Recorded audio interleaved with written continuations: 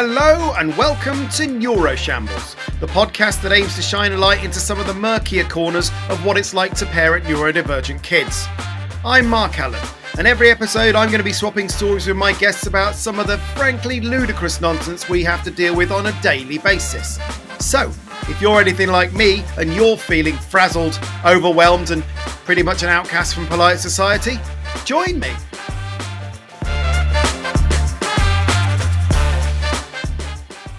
Hello and welcome to episode 48 of Neuroshambles. It is an unmitigated joy to have you aboard again, Neuroshamblers. Now, before we start, I'm going to do a quick public service announcement to let you know that as it's December, I'm going to be taking my customary month away from Neuroshambles so I can focus on steering my lot through the choppy waters of the festive season. If I'm honest, I could also do with a bit of a breather myself because, let's face it, managing a podcast, a full-time job and a neurodivergent family is absolutely bonkers and I'm knackered. So my plan is to have a bit of downtime and a lot of mince pies, and then I can come back reinvigorated in the new year with a brand new episode. Before then, though, this week's episode is more than enough to keep you going, not only because it's the longest one so far, but also because if you're anything like me, my guest gives us a lot of things to think about. As well as a deep dive into the topic of the week, we also have some Neurodiversity Champions, tiny epic wins, and what the flip moments. So let's strap in and crack on with it. Meet the guest. I am really excited to record another episode with this week's guest because my chat with him in season 2 was genuinely an eye-opener to me, and I'm sure to many Neuroshambles listeners. Not only is he a neurodivergent parent of 3 neuro-exceptional kids, he has dedicated himself to improving the lives of autistic people by raising awareness through his books, his research, his training, his consultancy, and his public speaking. It's an absolute pleasure to be able to welcome him back. It's Kieran Rose. How you doing, Kieran? I'm good, Mark. Thank you for having me back. I've been excited about talking to you all day long. And I don't usually feel like that about work. So delightful. You are. Genuinely, I'm nearly 50 episodes in. I'm approaching 50 episodes in Neuroshambles, and you are the first guest that has ever given me homework. You're like, oh, you might want to read this, and this. I was like, oh, okay. And like, great, fantastic. We now have to condense that into this episode, but we'll give it a good go. Oh, we will. So before we start, it's useful for our Neuroshambles listeners to understand a little bit more about your setup. So if you could take us through the neurodivergency at play in your household, Kieran. Well, that's an episode in itself. That is an episode in itself. Well, there's 5 of us to start with. So 3 children, all of whom are autistic, all of whom have various other co-occurring things going on. Some of those physical, some of those kind of bodily things and stuff. And then for myself, I'm autistic, probably ADHD. I have hypermobile Ehlers-Danlos syndrome. And then my beautiful wife, who is autistic, but definitely ADHD forward. It marches ahead of her. But so all kinds going on in your. Oh yeah. There's a proper mix, and so a mix of different people needing different support at various different times as well, which makes life interesting. Yeah, it's fun. Never a dull moment, as it is in my household. All right, so thanks for introducing me to your setup. Well, let's not waste time with the chit chat. Let's wade into this topic of the week because it's a biggie. What's the topic of the week? So I realise the title of this week's episode, How Autistic is Your Child, might be a bit contentious, particularly if you don't recognise that it's tongue-in-cheek. But it goes to the heart of what I think this topic is about, which is the fact that to many people, there's a perception that there are different levels of autism and a notion that maybe some kids are more autistic than others. And I'll be honest, this is one of the few topics where I don't have a very firm grasp on how I actually feel about it. Like, I have mixed feelings, as I imagine many other parents of neurodivergent kids do. Mm-hmm. But I haven't quite been able to put my finger on why. And maybe that's because I'm only able to view it from my own lived experience. Maybe it's because it's such an incredibly nuanced issue, which definitely has people entrenched at either end of the debate. Or maybe it's simply just because I haven't had time to research it enough. But it's definitely something that I think is worthy of discussion. So I thought it would be really useful to speak to someone who I am 100% sure has done a lot more thinking about it than me and writing about it and talking about it. So we can dissect what is quite a sensitive subject, I think, and see if he can help me make a bit more sense of it. So no pressure here, Kieran. Let's try and unpick this. I think the sort of the starting point for this was an experience I had with someone a couple of years ago who I was talking to, and I explained that I had autistic kids, and his response was, "How severe are they?" And immediately I tensed up. Yeah. I was like, I mean, I didn't know how to respond, and it sort of betrayed a way of thinking about autism that meant he didn't really understand it. And it wasn't from a place of malice, just to be clear. He was a really nice guy, and I got on really well with him. But when he said that, it really kind of sort of stopped me in my tracks because I didn't know how to respond. Do you know what I mean? I do. I absolutely do. Even when you said that, I winced. It's horrible, isn't it? Because I could Yeah, go, no. it is horrible. They're like, they're all right. They're not like really autistic, which like was what he was getting at, right? Mm-hmm. But I mean, they are well autistic, my kids, just not in the way that he was getting Imagined. Yeah. So there's two things kind of wrapped up in this, and I think this actually really goes to the very heart of this narrative. One of those things is stigma. Yes, About people's perceptions and biases and all of those things. And all of us are tainted by stigma in some way, shape or form. And all of our biases are through a lens of stigma around certain things. We can't get away from that. We can reflect on that and learn about it and try and stop. But our initial thoughts are always kind of going to be touched by that. And then the second thing, which is a massive part of this, is everybody's talking about something that they don't really know what they're talking about. Everybody, even the experts, Everybody, right? Yeah, everybody. Like so literally. So a tool that I use when I train professionals, particularly, is the very first thing that I do is ask them to define autism. Go and write it down. Like, what does autism mean? How long you got? That's the thing. So, and I always say, don't go to the diagnostic criteria that tells you what it thinks autism is. Don't go to what charities tell you that they think autism is. Write down what you think that word means. And you know what? So many of them can't. And these are professionals who are working within this field, working with autistic people, working with families, working with autistic children, and they can't even define the thing that pays their wages. How do you actually technically define something which is written up in a diagnostic manual on 3 bullet points, which is about somebody looking at someone else and deciding that something's going on inside them just by looking at them? They might have 2 meetings with them, Kieran, and then well, do you know? But the problem is that I think I said this to you last time, and I think it's probably part of what melted your brain last time. Like, there's no such thing as autism. It doesn't exist. It is a construct. What's happening inside people is a very real thing. Autistic experience is a very real thing, but autism itself is a perception. It's an observation. It's an idea. And it's an idea which is really flawed and really problematic, which is why then we have people coming up to us and saying all sorts of stigmatized things, or what level are you, or how severe are you? Yes. Or you can't be autistic because you don't do X, Y, Z. Yeah, because you make you're eye not contact. You're not Dustin Hoffman, or you're not the guy from The Big Bang Theory, or you don't look like my 5-year-old child. Why would I look like your 5-year-old child? I'm 46. That would be really strange. So we have all these kind of misperceptions wrapped around something, and then people think they know what they're talking about and therefore start talking to you in that way. And you're like, hold on a minute, we're talking about 2 completely different things here. So everyone's ideas around this are flawed, problematic, and mostly made up, to be perfectly honest. And we'll get into that, definitely. We will. That's a very nuanced thing to take in. Let's not start with that, Kieran. Let's build people up to it. One of the questions I have is the word autistic too broad? Too big an umbrella to actually be meaningful?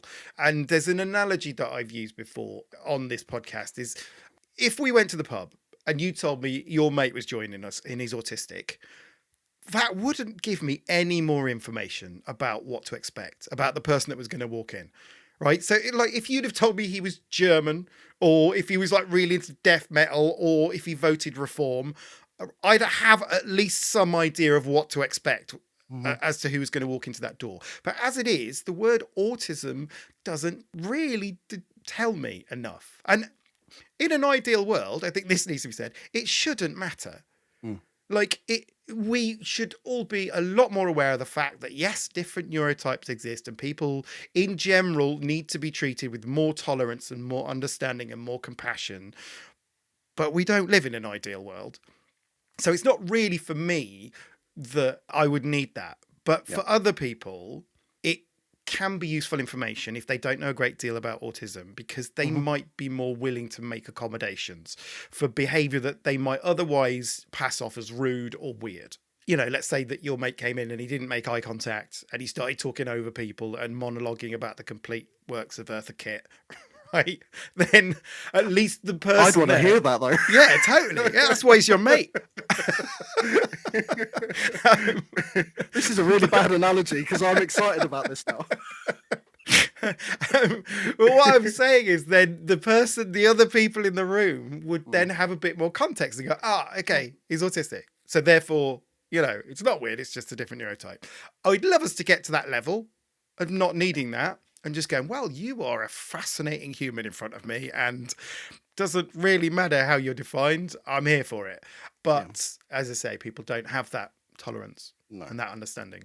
No. So I'm going to say yes, it is too broad a label, but I'm probably going to answer it in a way which might surprise you. Okay.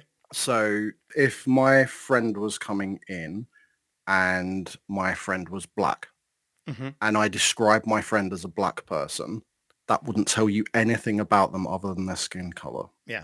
So you then have to fill in all those gaps around your ideas and concepts around who a black person is and what a black person looks like and who they are. And so really, if we say that someone is autistic, yes, it is too broad a label. It is a meaningless label in that kind of context. But all labels are meaningless in that context because we have to go, and this means. So you have to take that next step. So someone coming in and saying that they're ADHD, if you said someone was ADHD, what would that mean to that person? That might bring up a stereotype of someone who runs around at 400 miles an hour and talks nonstop and blah, blah, blah. But actually that might not be how your friend exists. So again, we've got this kind of problem where the labels that we use and the words that we have to describe people aren't the only thing that exists within that person. They are an autistic person and they might monologue. They might love Eartha Kitt. They might hate Eartha Kitt. They might talk about tanks. They might be interested in football, or they might want to try all the different beers in the pub.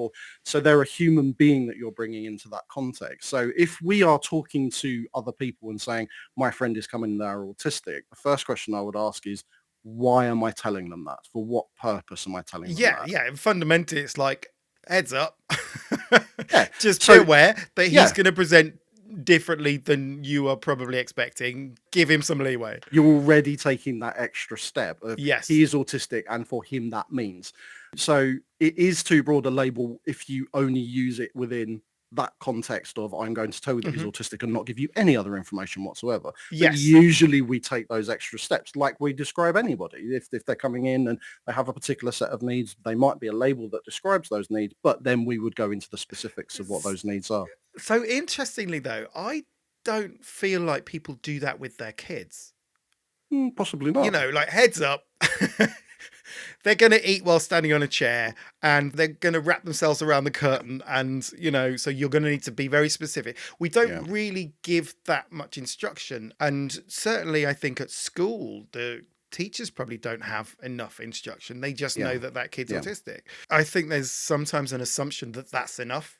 Yeah. As well. It's like you'll know what people to do know with what that. it means. Yeah. Well, because we've had like 20 years of autism awareness. Everyone's aware. No one has a clue still, but they're all aware. They know the word exists. Whether maybe they didn't, but actually the context behind that and the meaning behind that still isn't there, is it? So yes. Because it applies to individuals. Yes. It's not a hat that you can put on everyone and then people know how to deal with that. You have to describe the specific flavour of their profile, which again, I definitely do.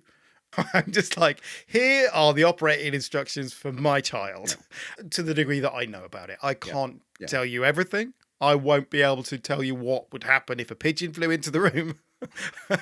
But I can broadly tell you what will happen if the music's too loud, if it's too cold, if you don't give them the food that they're expecting. Yeah. So you're kind of anticipating what their needs are and communicating those things. And there are lots of parents that don't do that, and they don't do that because rightly or wrongly they're embarrassed, because they might hold stigmatized views, because they might be worried about not being able to communicate their child's needs, or worried about judgments and things like that. There is another factor to this as well, why it is a broad label. And that's because it's also an incomplete. It doesn't actually tell you anything meaningful about a person, because autism is not this tangible thing that you can touch and point to and say, this is what this is. Because autistic people aren't just autistic. We have so many other things going on in our bodies and things, and so many other things happening for us. So many facets of our identity as well, which is the same as any other human being who has lots of facets of their identity, their personality, who they're brought up by, their beliefs, and all of those things. So there's a next level to this where, yes, it is a completely pointless, meaningless label to the extent of it's not describing a human being. It's actually putting all these human beings in a big box together and saying that they're all the same, and they're not. Yeah. Because we're humans. Yeah, of course. And another of the things that I was thinking as you were talking about that, I think another reasons people might not be able to give more detailed nuance to their child's neurotype, because they don't know yet as well. Like, especially if they're early on in their journey. When my kids were first diagnosed, I didn't have a clue. I genuinely, because they went, right, he's autistic, great, here's your leaflet, off you go. And early on, you expect people to know what to do with that.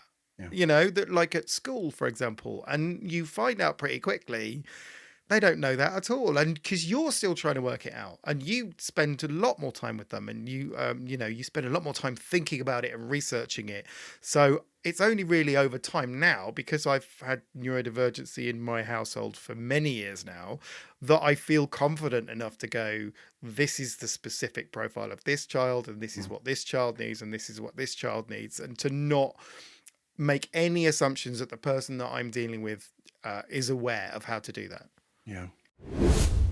So obviously, if we're going to accept that the word autism is too broad without further, information, I want to look at some of the different ways that people have attempted to subcategorize autism and compartmentalize the diagnosis over the years, so that we can try and unpick some of the thinking around it and why it might be problematic.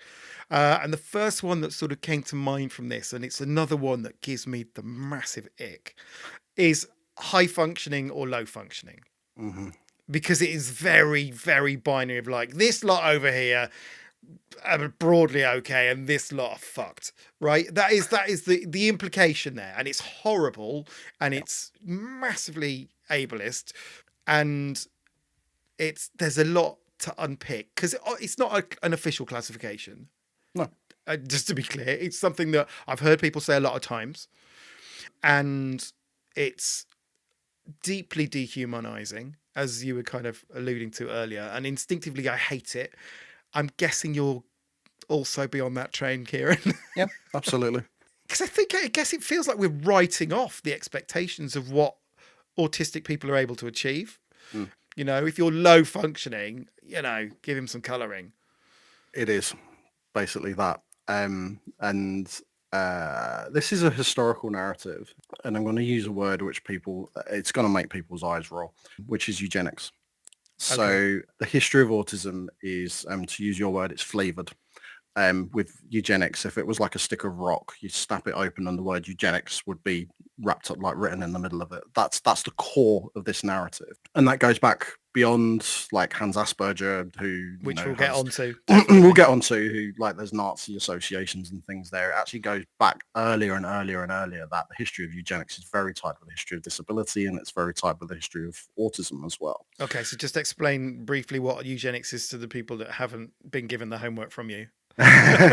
So eugenics is an ideology within which it is felt that there should be a purification of the race of humans. Mhm. So that means that people who, Hitler is a really good example of this. Hitler is not the only eugenicist, and he's not the biggest eugenicist that's ever been on the planet, but he's probably the most famous in terms of his ideology was that human beings should look like a certain person, which Mhm. was Aryan, which was white, blonde, kind of that Nordic kind of look. Humans should be intellectual. Humans should not be queer or gay. Humans should be definitely be white. Humans should not be disabled in a certain way. So eugenics is wrapped around these kind of concepts. Not every person who is eugenicist is going out and committing mass murder, Mhm. but the ideology kind of underpins that. It's mired in an evaluation of people's worth. Yeah, it's a judgment. It's a value Yes, judgment. Yeah. So crucially, only through one set of people's eyes. yeah, and usually that one set of people are the ones that hold the power. Yes, yeah. Quite funny that, isn't it? Particularly when you apply this narrative of Aryanness to Hitler, who was brown-haired, was definitely not Nordic, was definitely not the perfect person. So the people who present these views are often the most problematic in lots of ways. So anyway, so the autism narrative is very, very wrapped up with that, and it's also wrapped up with something else. So it is that value judgment, but it's about productivity as well. Who holds value is framed around capitalist and neoliberalist ideas of who is able to contribute and who is not able to contribute. So functioning is an absolute Functioning distillation is a of that, right? productivity word. Yeah. It's related to work. So if you are able to work, functioning is you are able to pay taxes, basically. Non-functioning or low functioning is you are not able to pay taxes. So, which is a disgusting way to look at human beings, but this is the world that we live in thanks to capitalism and neoliberalism particularly. So the idea of someone being low functioning is exactly as you described. It is the writing off of a person because they do not hold value. The idea of someone being high functioning means that they are able to perform some role in society and therefore contribute to society in some way. So therefore they do have a little bit of value. They're high functioning. They're not completely functioning because, but they're getting not fully there, functioning. They're not fully functioning, but they're part way there, enough that they can maybe like work in a shop in the corner or something. Which is insane because I've met so many neurotypicals who were low functioning. Oh, do you know what I mean? But again, when do we use this terminology? We use this terminology with people like alcoholics. And so again, we've got this moral framing of people around kind of contribution, what you can do. You're okay if you're a functioning alcoholic. If you're not a functioning alcoholic, you're a problem. So these same kind of narratives get applied here. So where this idea comes from someone being low functioning, and you are absolutely right, and I'm so glad that you said that these are not clinical terms because they're not. Not officially. They have been adopted by professionals, lots and lots and lots of professionals, unfortunately, which is where we as not people who exist outside of the professional world pick up this language. This is where this rhetoric comes from. So low functioning is tied in with the concept of there is severe autism. Those two are wrapped up together. And usually it describes someone who has a co-occurring physical disability and or they are non or minimally speaking. So that describes someone who would have that kind of social construct label of low functioning attached to them. So that assumes that someone who is not able to speak or has a co-occurring physical disability does not hold value as a human being. Which is, just which is horrible. It's appalling. It's disgusting. Yes. And obviously, if I hear that in the wild... I'm going to push back. I don't know typically how hard to push back in those situations sometimes, because sometimes you don't have the spoons, right? And it's context. It's always context. And you're not necessarily, sometimes you meet people, you're like, I am not going to change your mind. Yeah. And, you're not going to change mine. So that's for sure. So, but this is where obviously recently we've had the government of the United States say lots of things, the president and RFK Jr. and saying lots of things about like Tylenol and weird stuff about circumcision. I've stopped even reading it because it's just like it's bonkers, absolutely bonkers. It holds no ground whatsoever. There is no truth to any of it whatsoever. It's all kind of wild correlation at best. But when they're talking about autistic people, the picture of an autistic person that they have in their heads is not me. is not your children. Yeah. It is someone with a co-occurring physical disability and or who is minimally or non-speaking. So they are making value judgments about those. When they're looking for cures, that's who they're trying to cure.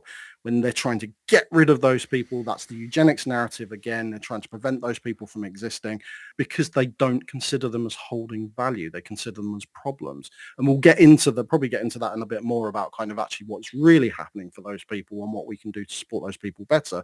Definitely, rather than just trying to eradicate them, because that's just disgusting and evil. Yeah, absolutely.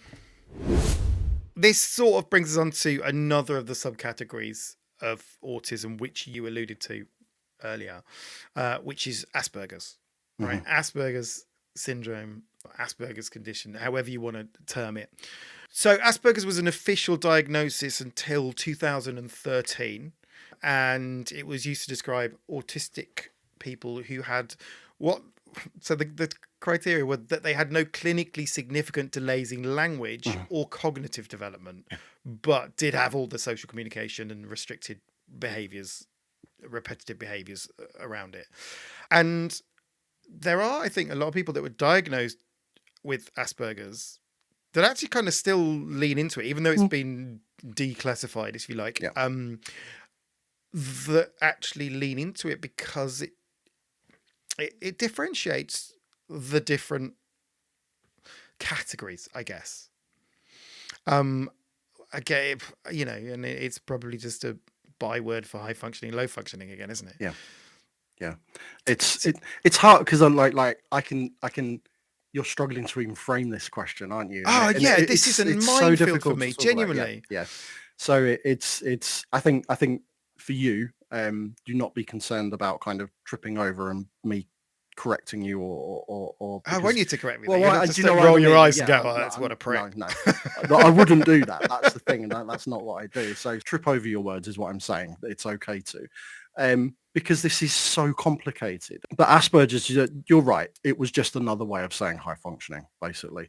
The differentiation between what was then the Asperger's diagnostic construct and the autism diagnostic construct was if you had what was considered delayed speech, or you didn't speak at all, you ended up on the autism pathway. If you spoke what was considered on time developmentally, or you spoke early, you went down the Asperger's route. That's it. Right. Okay. That's the only clinical difference between those two diagnostic labels. Now, it didn't matter if by the age of 10, you might have someone with an autism diagnosis who speaks just as well as someone with an Asperger's diagnosis. You've got two completely different labels. So they wouldn't have like been promoted. No, Expression. Definitely not. No, they're not moving into like the Premier League or whatever.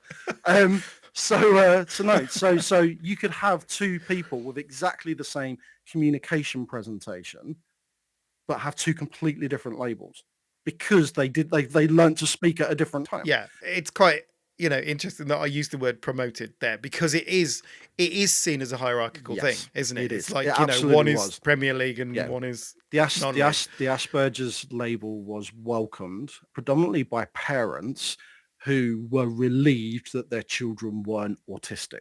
Because the connotations that came with that label were, and there's other things going on here as well, again, which is like the problematicness of this, that we don't take that next step and we don't think about what other things are going on for a person.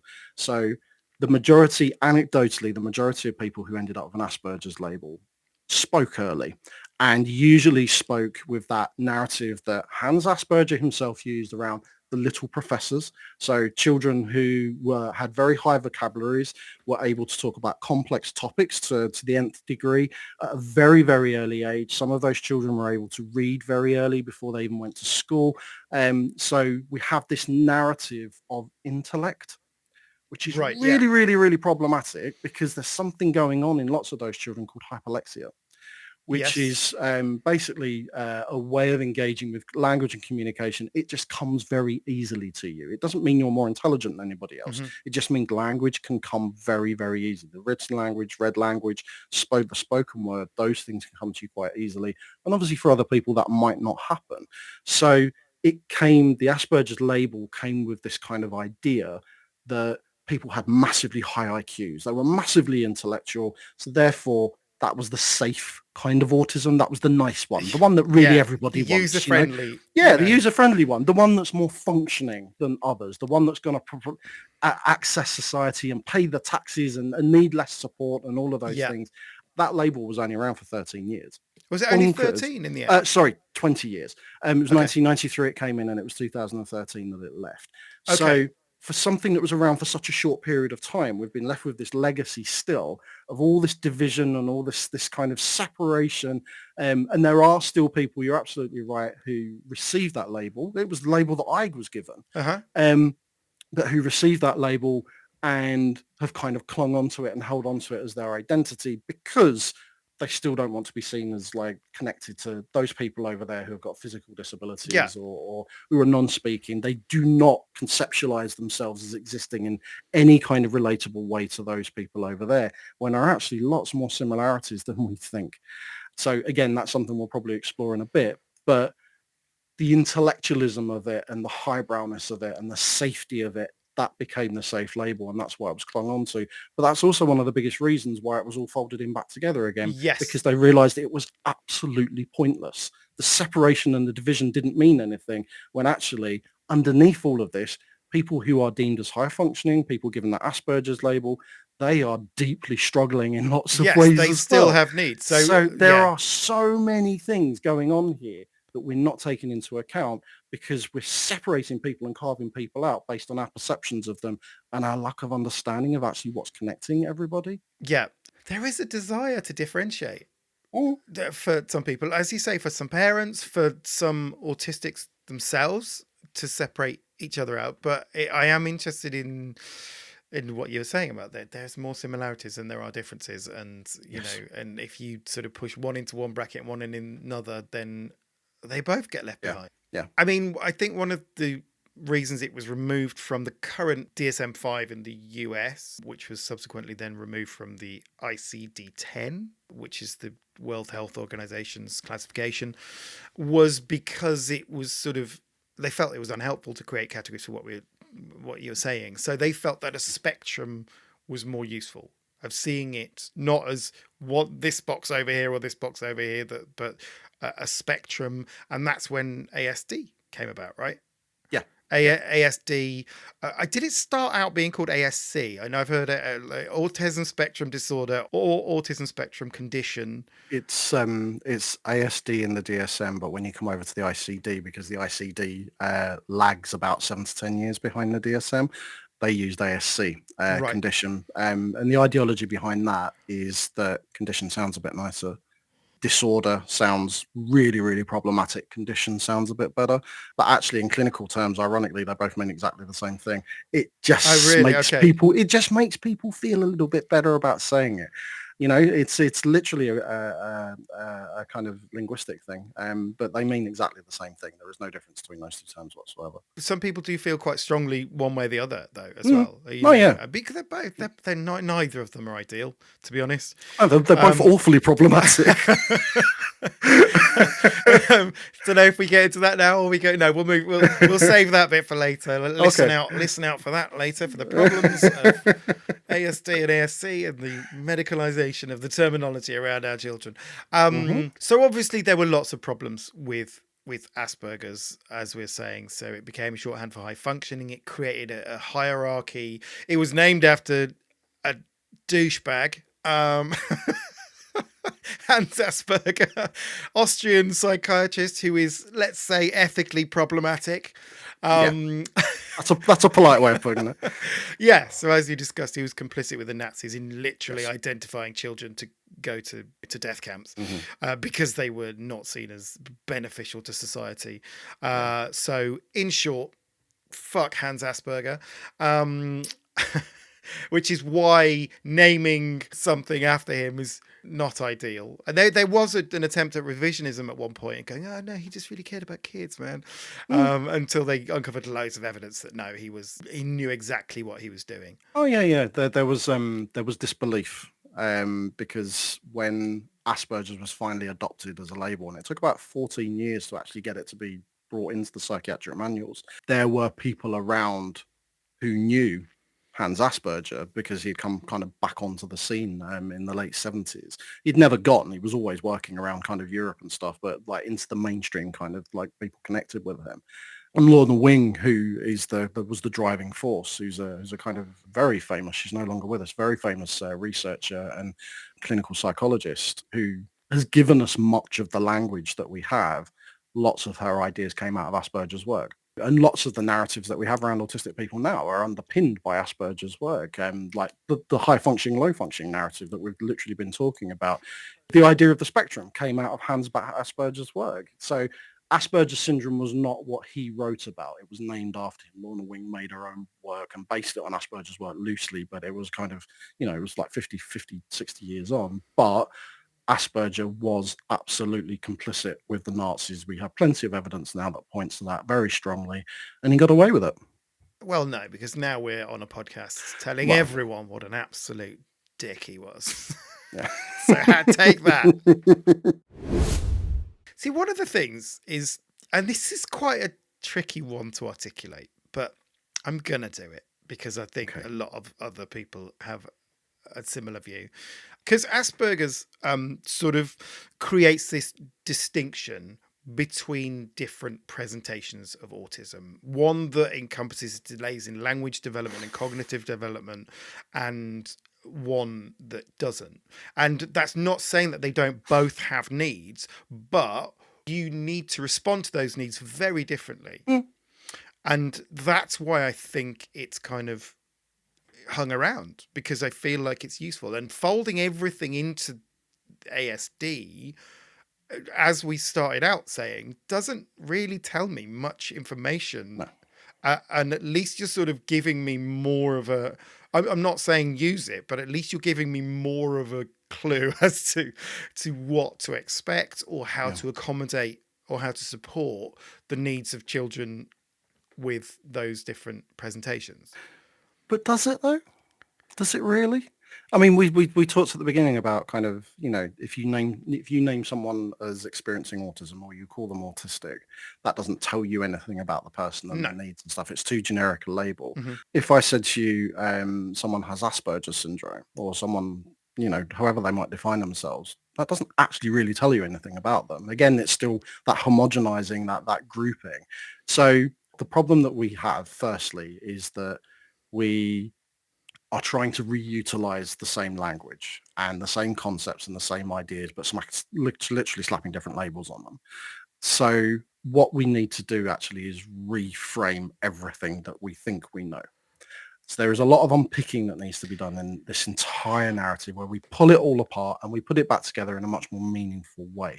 And that's a lot of the work that I do. It's a lot of the work that other, like my colleagues and my peers, try to do, is actually let's reconceptualize this entire experience and what we're talking about, because what we have been talking about is really problematic, and it's framed really badly. Mm-hmm. So actually what we need to do is consider that there are other parts of our experience which are kind of weirdly reflected in the diagnostic criteria. The diagnostic criteria obviously captures people in lots of different ways, but the way that they frame that is problematic, and there are better ways of doing it. So when I spoke earlier about the kind of, if we separate people out, if we carve people out, if we say this person has Asperger's and this person over here has autism, or this person over here has, I know we're going to talk about this in a bit, profound autism or severe autism or whatever. Yeah. Mm-hmm. They're still meaningless labels that don't really tell us anything. They're just surface labels. They are surface labels. And I'm not saying by any means adopt them, but to people who don't have the time or the energy or the understanding to research the nuances, or really the inclination to do that, they are more useful than autism as an umbrella label. I'm playing devil's advocate to a degree here. I know you are. My ex-mother-in-law, for example, is not going to take the time to educate herself about this kind of thing. It would be more helpful for her to say, this child is non-speaking. Then she can stop getting offended when the child doesn't answer. Yeah. Do you know what I mean? She can, tailor her expectations accordingly, because she will have judgment. Yeah. Because she's awful.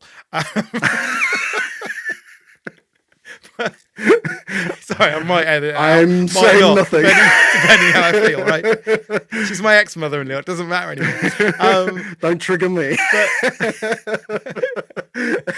But what I'm saying is that it's not for the people who take the time and have the interest to understand the nuances. It's for other people who at least would have a shorthand to be able to temper their judgment. Yeah.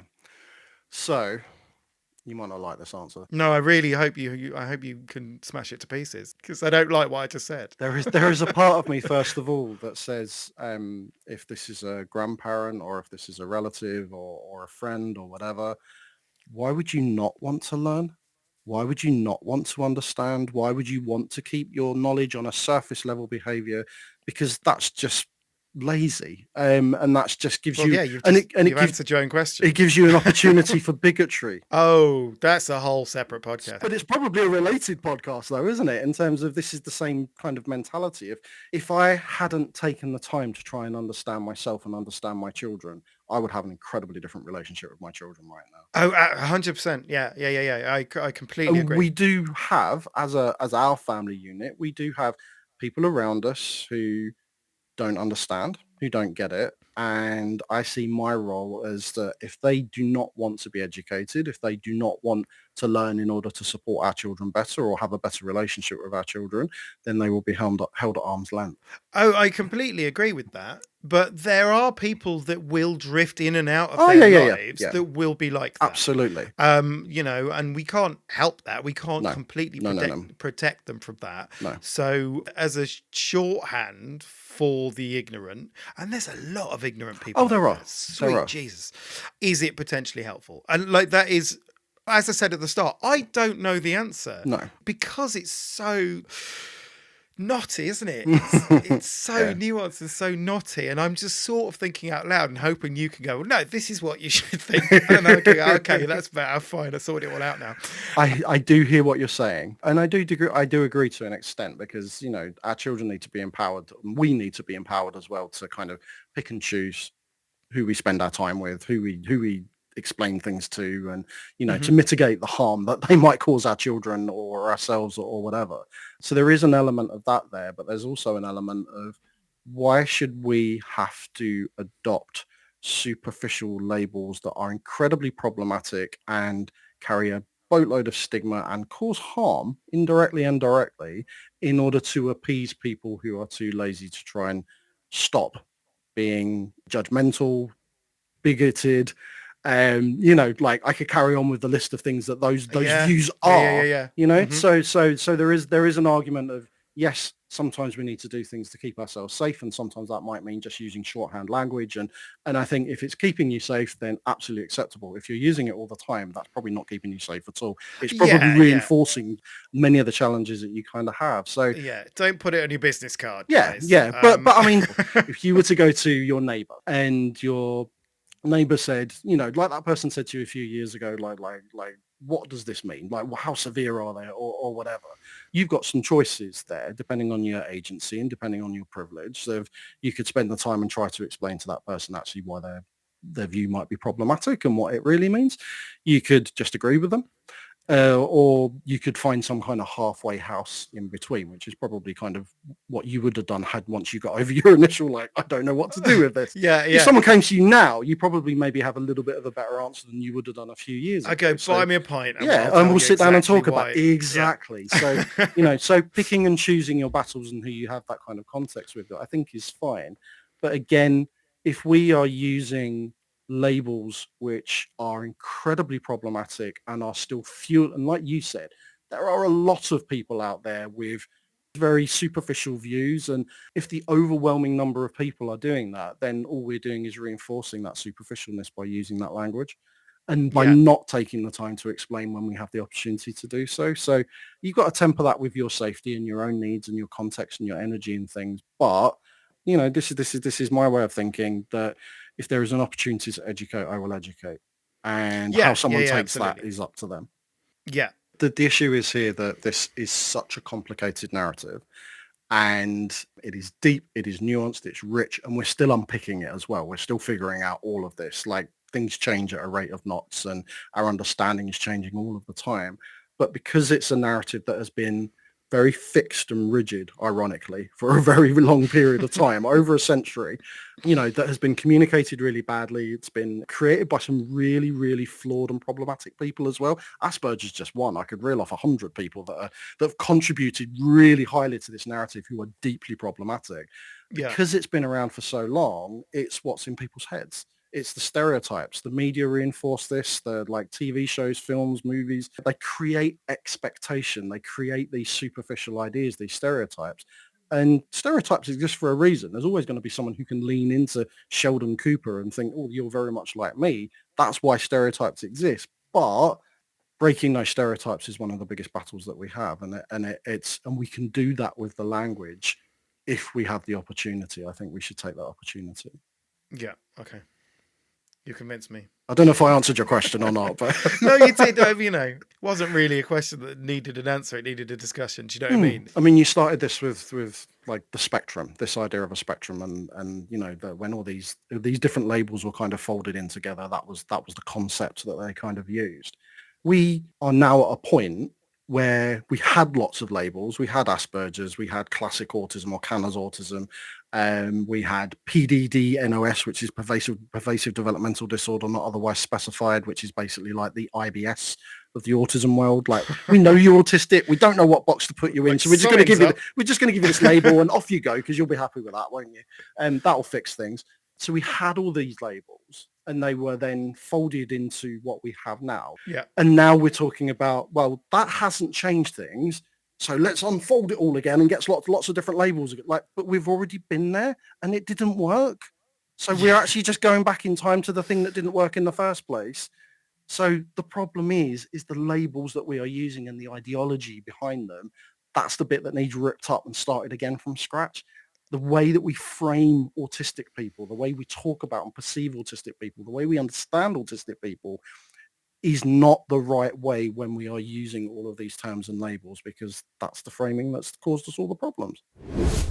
So that brings us on to the DSM-5 levels of autism, which so if you don't know what the DSM-5 is, it's the 5th edition, that's the 5-bit, of the Diagnostic and Statistical Manual of Mental Disorders, which is the US way of defining things, and that was released in 2013. That was the one that was released that replaced Asperger's with ASD, and they diagnose based on 2 things: social communication and restricted or repetitive behavior.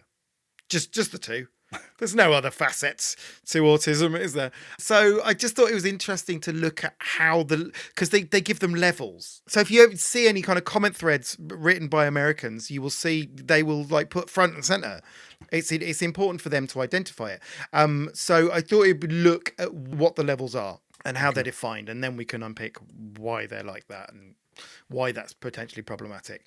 So level 1 is your entry level autism. It's a ground floor autism requiring support. That's what it's defined as. So basically says, without support in place, deficits in social communication cause noticeable impairments, difficulty initiating or responding to social interactions. They specify whether they're able to speak in full sentences. So again, we're back to that high-low functioning thing, aren't we? But whose to and fro conversation with others fails. Again, fails. It depends who you're talking to. You put an autistic with an autistic, they're not failing. No. And whose attempts to make friends are odd and typically unsuccessful. Again, context is key here.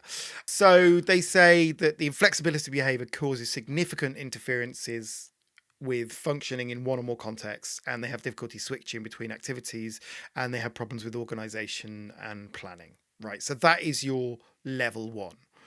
I know a lot of neurotypicals that fulfill a lot of those as well. It's not very nuanced, is it? But that's a different issue. So level 2, they define as requiring substantial support. So not just requiring support, requiring substantial support. And that is where there are marked deficits in verbal and non-verbal social communication skills. social impairments are apparent even with supports in place.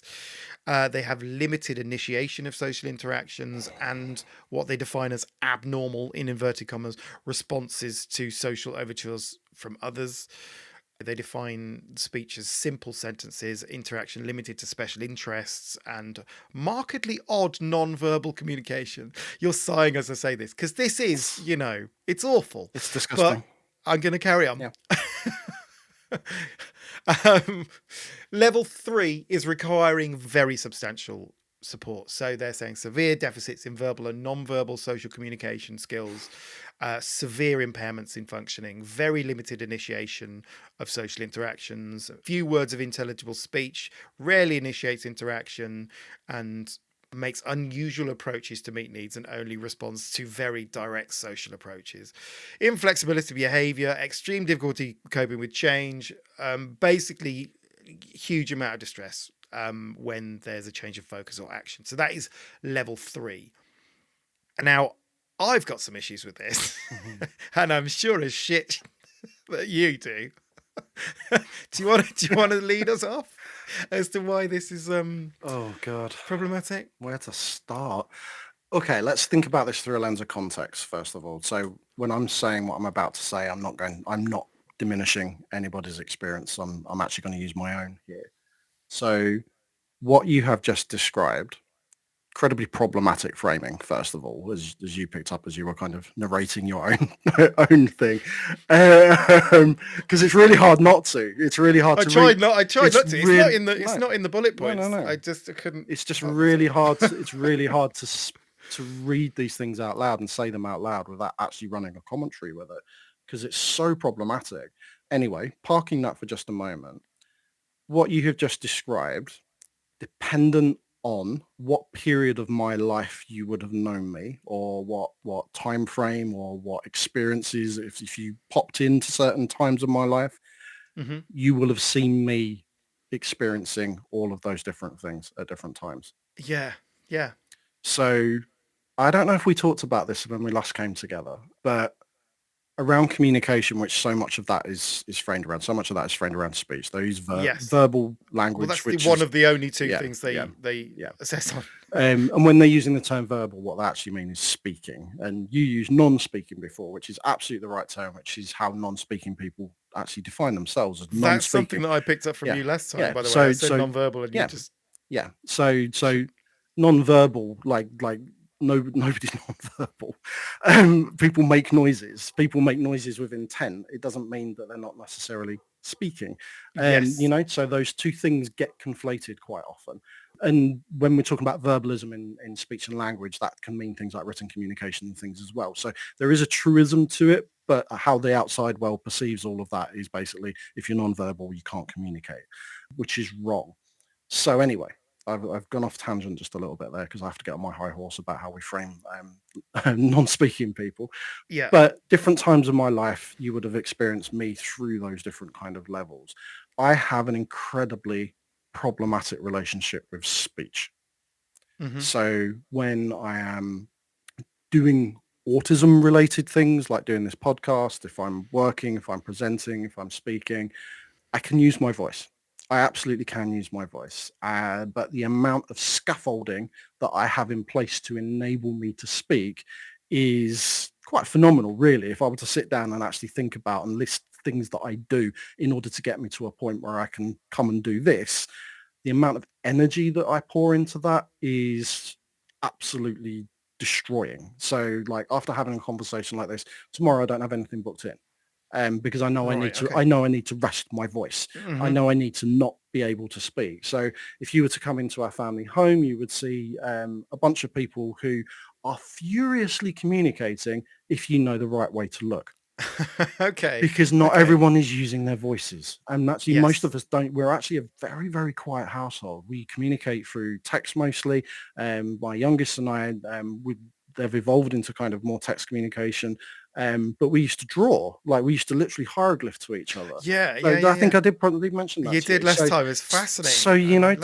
So but from an outside perspective, if you were to walk in, you would think, oh, there's 5 people in this room and they're not talking to each other, when actually we're communicating constantly. So to frame all this stuff around speech and to make an assumption that someone is a level one, they're the entry level autistic person, you're missing so much nuance. You're Yes. missing Yeah. so much about that person. And actually, the way that you're framing that person is probably then what they adopt for themselves. So you were talking about like Americans using these levels. Actually, because like I run support groups for autistic adults, we're using them in this country too. Oh, really? Yeah. Some services diagnosed by the ICD, some diagnosed by the DSM. Really? Is Yes. that Yeah. true in the UK? Yeah. So I didn't know that it had made it over Yeah. here, and I was just interested in the fact that it is sort of categorized in these ways. The ICD doesn't have levels. Then is that Yeah. right? So again, just to kind of clarify, the ICD is the World Health Organization's classification, and that was adopted by the NHS. I think in 2019. Yeah. It's weird because the way that we use the ICD here is not how most other countries use the ICD. They use that as a coding manual for insurance purposes. So they use the DSM as the diagnosis manual and they use the ICD for their like behind the scenes administration kind of stuff. But we use it as a diagnostic manual, pure and simple here. So there is a difference between how we do stuff and how other countries do it as well. Mm-hmm.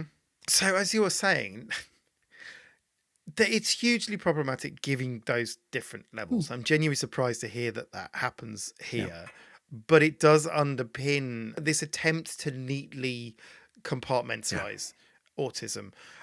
No autistic person I've ever met falls neatly within those categories. You know, as you were saying, it's context, right? Look at Otto. He is mostly level one. He speaks in full sentences. He seeks out social interactions, but a large part of his profile is level two, right? This inflexibility of behavior, difficulty with coping with change, which is frequently, as they define, obvious to the casual observer. I mean, you know what I mean? The kid's in absolute meltdown coming out of school. That's not level one. So where does he fit? And it's interesting as well that you mentioned that the classifications are used for insurance purposes and for diagnosis purposes.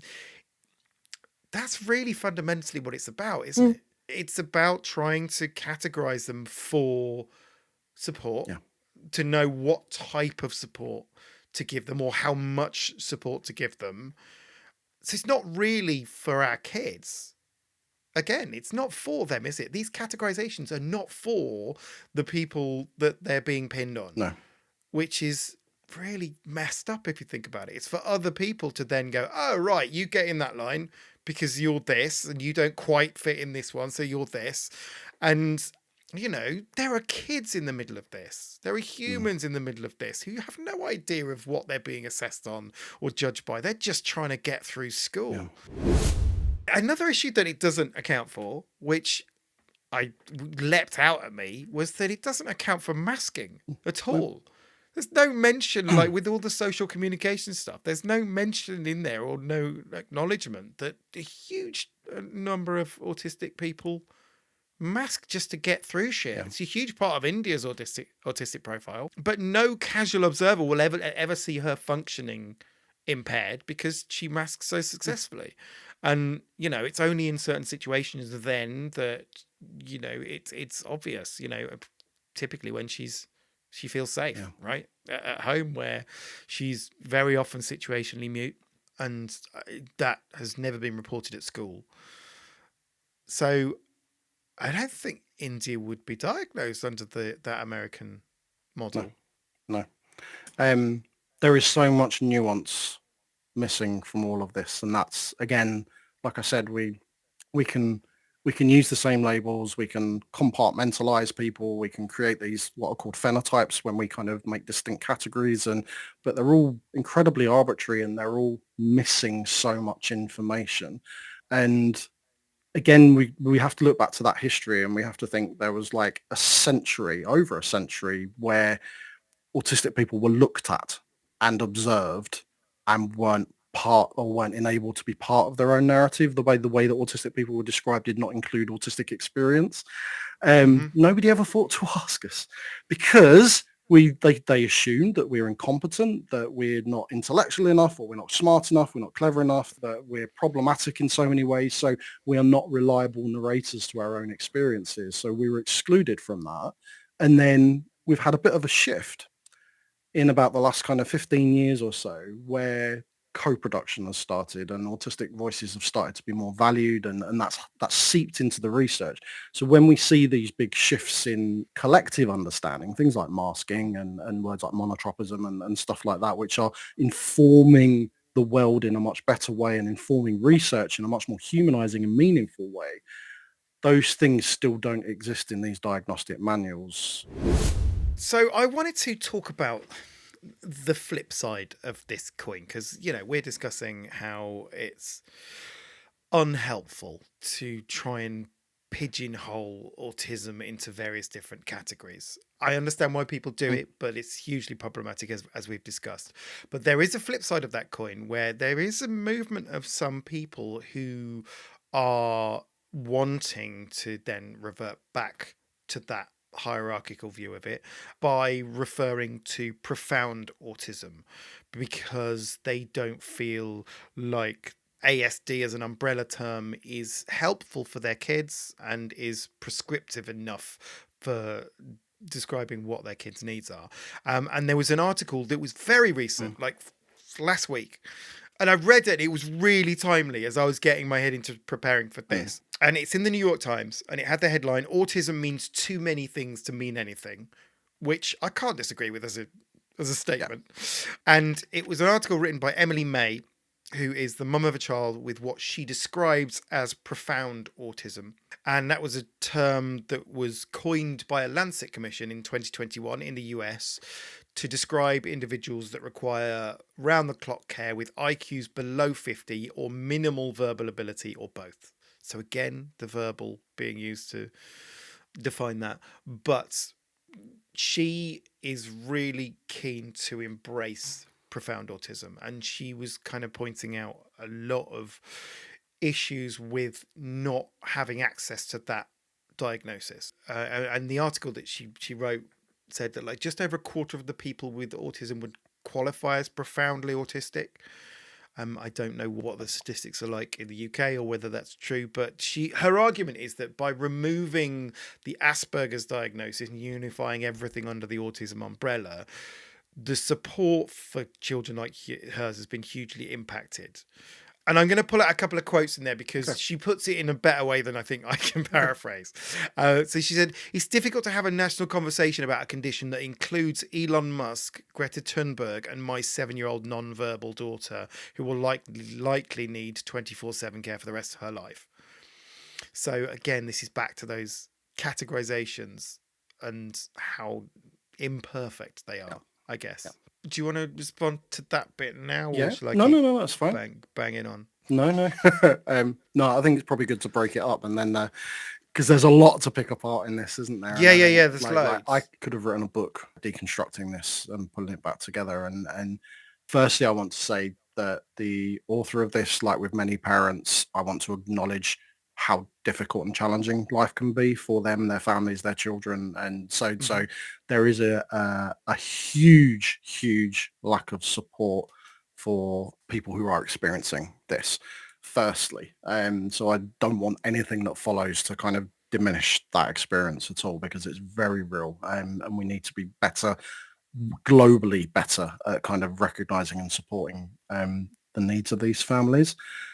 Following what she said just there, though, this is where it becomes kind of, again, we're back to that kind of the labels that we're using and the framings that we have aren't good enough. They're not meaningful enough.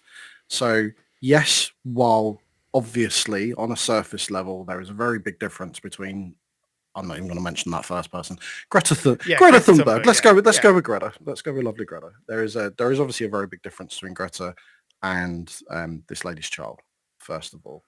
And yes, the very, very superficial application of a label that's called autism to both those people is problematic if we only stop there. Mm-hmm. But we can't only stop there. In the same way that there are lots of people around the world who have very, very similar experiences that might have the same label for those experiences, but who have a vast difference in experience between them underneath that label. So like with anything, if we only stop at the label, then it becomes problematic. And I think part of this issue is, again, around the kind of the perception of people who don't understand. which we spoke to earlier, that kind of like our Yeah, neighbor yeah. doesn't get it, that person doesn't get it. It's meaningless for them. So like it's meaningless for everyone. But it's not meaningless for those of us who are experiencing this. And it's important to not only look at the differences between people, which I'll get to in a second, because there are reasons for those big significant differences, but we're not very good, and we haven't been very good about actually what connects those people. So if we go back to that diagnostic criteria, and it talks about repetitive behaviors and it talks about intense attentional states and things like that, that describes Greta Thunberg as well as it describes that lady's child. So Hmm. we have little understanding, or academically at least, we have little understanding of the internal mechanisms of autistic people. What's going on in here? They're slightly getting better at doing that. And the way that I can answer this is monotropism answers that question. There is an internalized experience which that lady's child is having, which Greta Thunberg is also having, which I am also having. It's how we use our attention, how we use sensory information to fuel that attention, and what that means in terms of our communication, our body movements, our regulation, our energy, all those things we have in common. And the reason that I can say that with certainty is because there are a huge number of non-speaking autistic advocates who would fall into that profound autism category, who have been facilitated with meaningful communication for them, who are talking about exactly the same things that I talk about.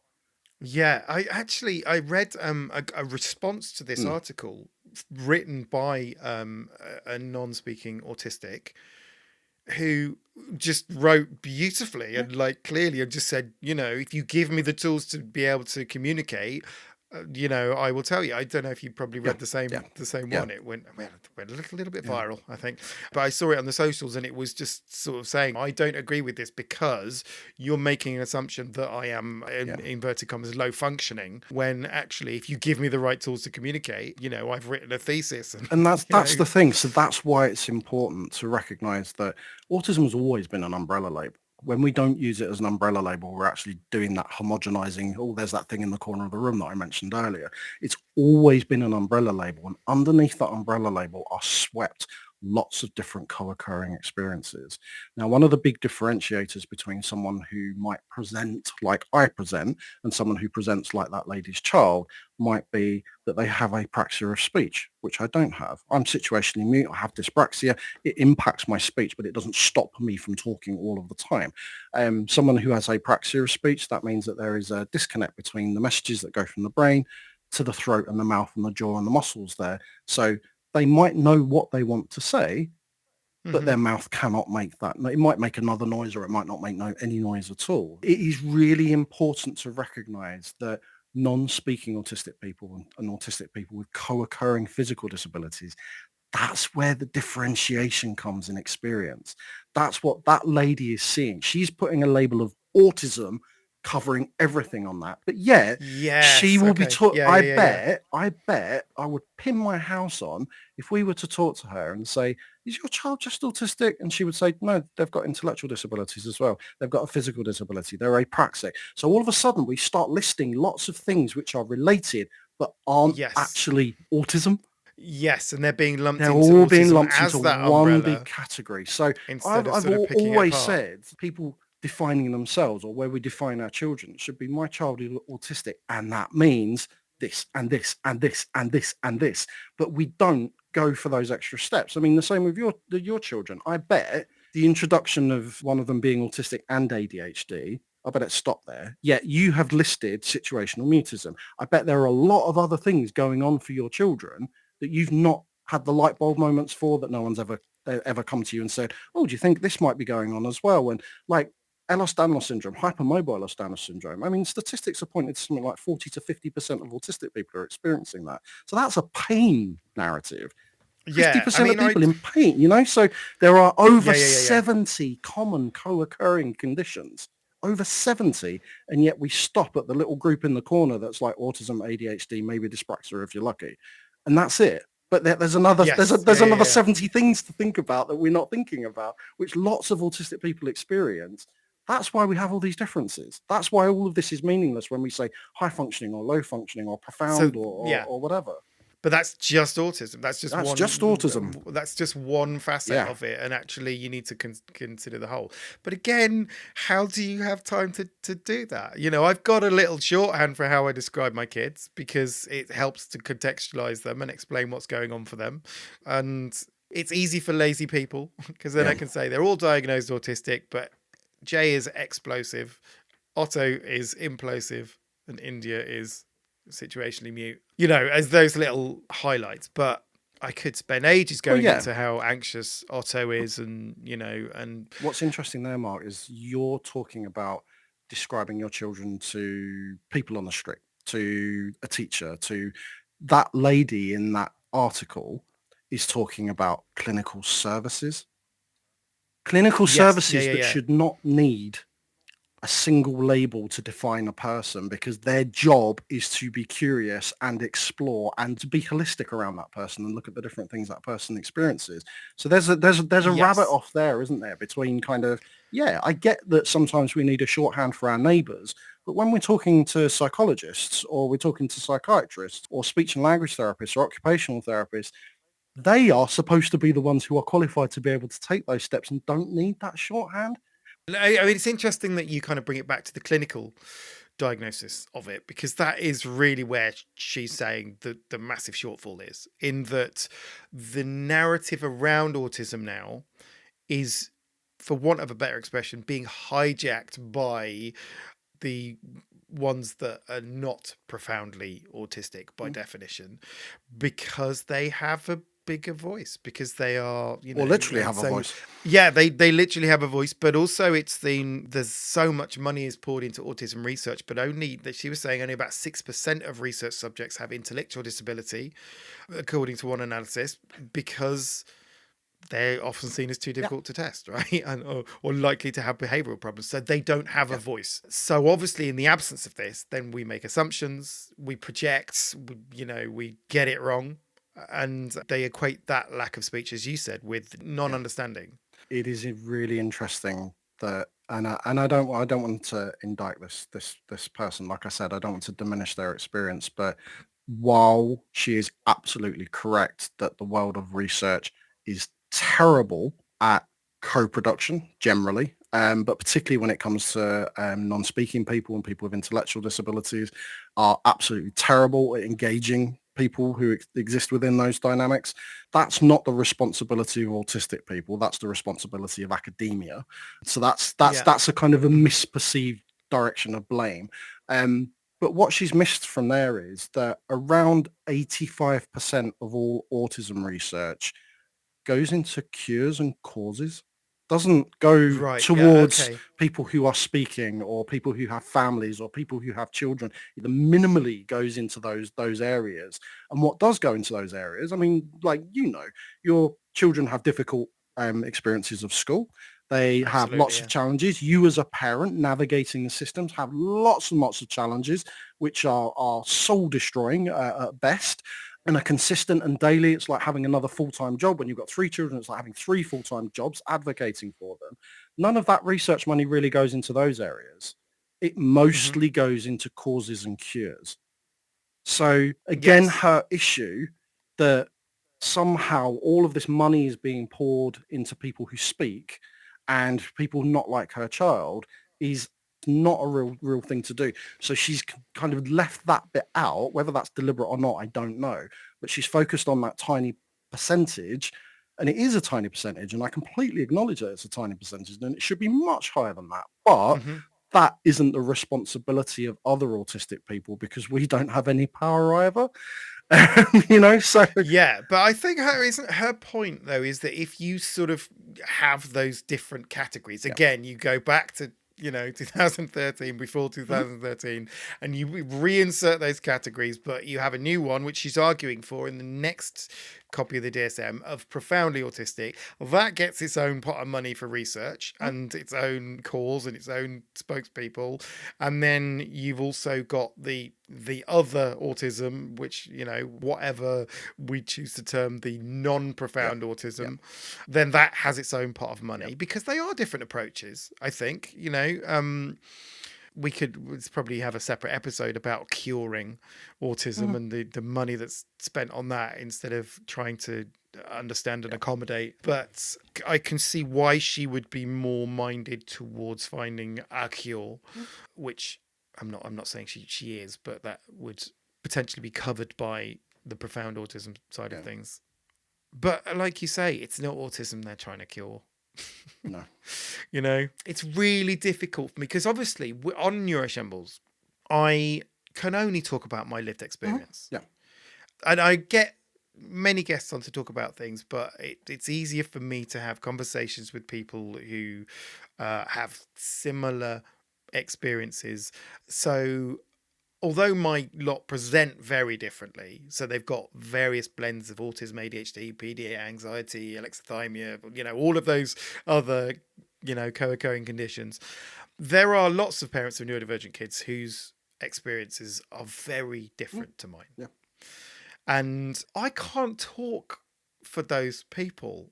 I don't have any lived experience of non-speaking communication, aside from the times that India is overwhelmed and, you know, she goes situationally mute. I also don't have any lived experience of learning difficulties and sort of cognitive delays other than the environmental issues that my kids have. Then they are environmental, being in a mainstream school environment. They can access the curriculum intellectually, but just not there, not in that school. And if I'm being really honest, sometimes I feel a bit of a fraud sometimes on Neuroshambles because it's a weird thing to say, but like maybe my kids aren't autistic enough. Does that make sense? And I know it's ridiculous because they are like diagnosed, they're well autistic. But it's this thing like I get loads of wonderful, lovely, positive feedback from Neuroshambles listeners, and it's lovely. But at the back of my mind, I'm constantly waiting for a backlash from parents who are having a much harder time than me with inverted commas profound autism. And I always worry that parents of neurodivergent kids who have higher care needs than mine think that I'm getting off lightly. Do you know what I mean? I have an easy deal of it. And I hate the thought that I'm sort of misinterpreted about that. You know, and like I don't think it's unreasonable to think that if a parent of an autistic child who is non-speaking hears me moaning about some of the really mean things that Jay says to me, they may well be thinking, fuck you, I'd love my kid to be able to call me a simple-minded idiot. You know, you are blessed to be on the receiving end of his acerbic barbs. And there's a really valid point to that. Similarly, you know, the people whose kids have cognitive delays hear me moaning about the fact that Otto can't be in the classroom and that's the only reason he can't access the curriculum. Just going, well, you know, again, I'm lucky with the flavour of autism that I'm dealing with. I don't know how to deal with that. I just wanted to say it out loud. I would say there is an absolute validity to you feeling like that. And I do understand and get why you feel like that. There is also an absolute validity if another parent who has a child who has physical disabilities or who has different support needs, there's no good way of saying that really, might look at you and think, like, I wish I had your life, or I wish I had your child's, like, or I wish my child was more like your child, or whatever. But I think we have to validate that, and I think we have to say, yeah, life can be fucking hard for lots of different people for lots of different reasons, and your context isn't any less just because you are having a different experience to someone else. Yes, their challenges might look very, very different to yours, but it doesn't mean your challenges are any less or any less important, or, you know. So I think first we have to kind of sit within that and recognize that there are lots of different people with lots of different needs, and this is the narrative of disability. But, you know, we could go back to the very beginning and think, like, why does nobody warn us that this is a possibility when we start thinking about having children?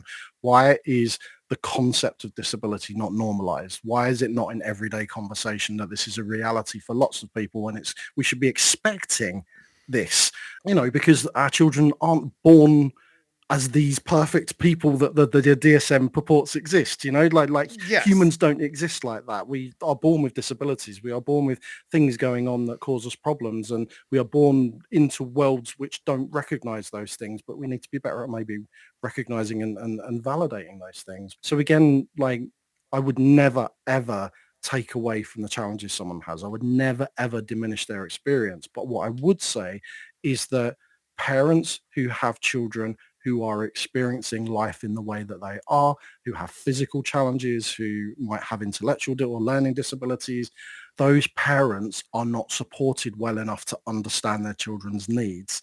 They then look to services and to clinicians and to schools and to all of these places to help them understand and meet those needs. And those services do not do those things because those services do not understand.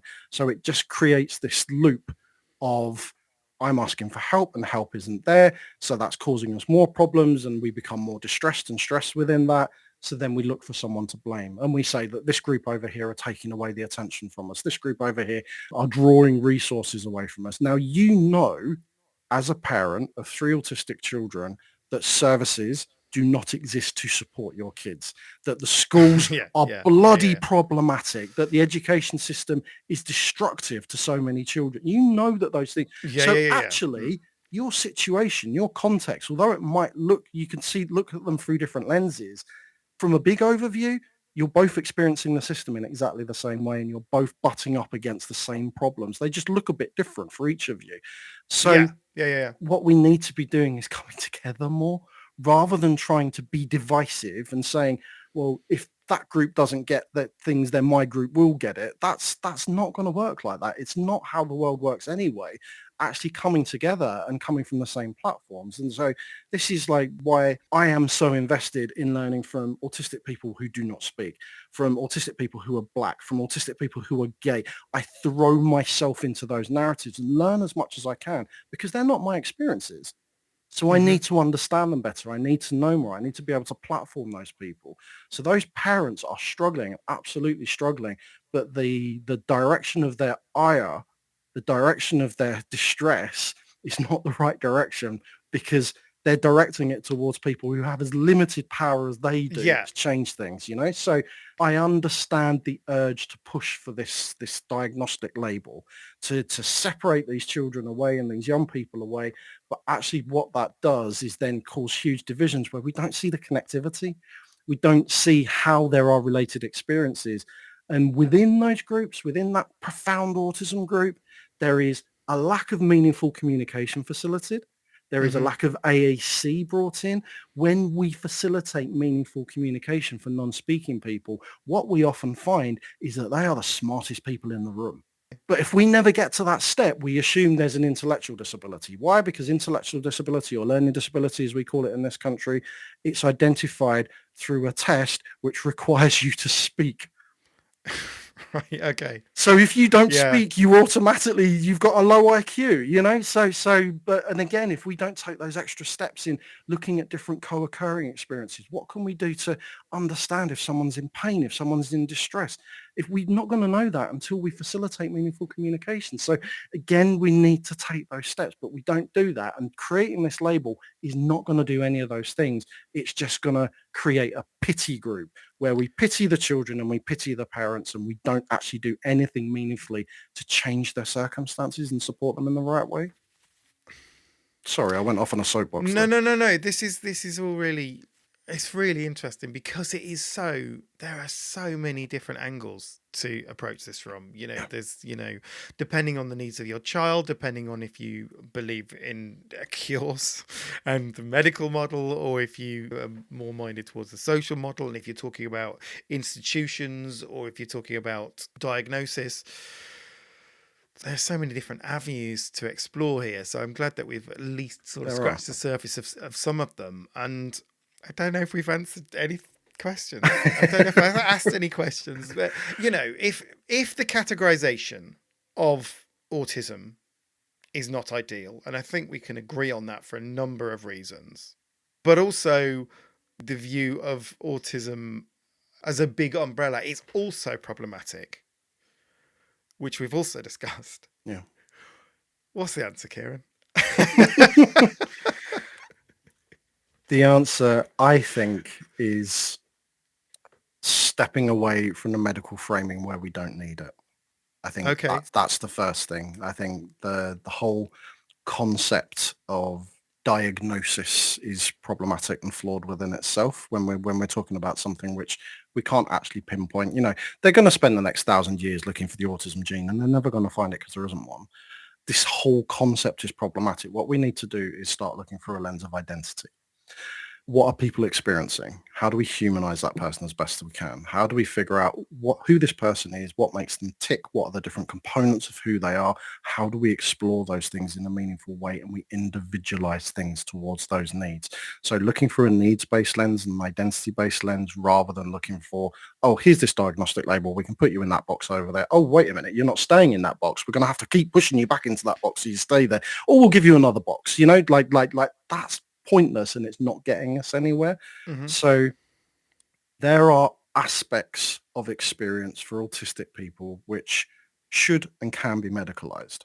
So they're usually the co-occurring things, but there are other things as well. Things like when we wander into kind of mental health territory and stuff like that, where sometimes medication is useful and supportive and it's a crutch, but also we have to look at the context of why that person ended up in that state in the first place. Like what happened to them to get them there. Yeah. They're the bits that we need to focus on and they're the bits that we need to change.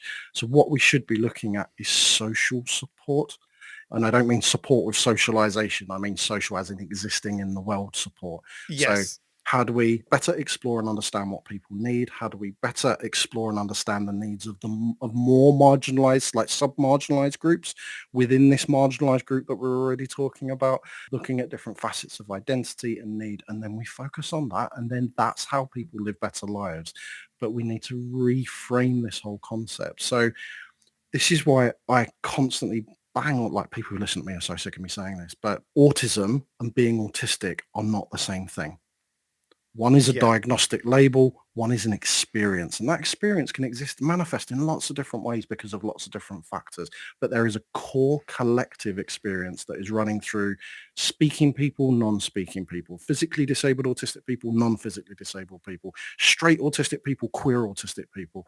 Those things are things like monotropism, the way we process sensory information, our communication styles, the way that we learn, the way we use our attention. They're the things, if we're going to diagnostically identify things, they're the things that we should be diagnostically identifying, but not in a dehumanizing way. Yeah, absolutely. But there's always a but. At the moment, diagnosis is used to access support.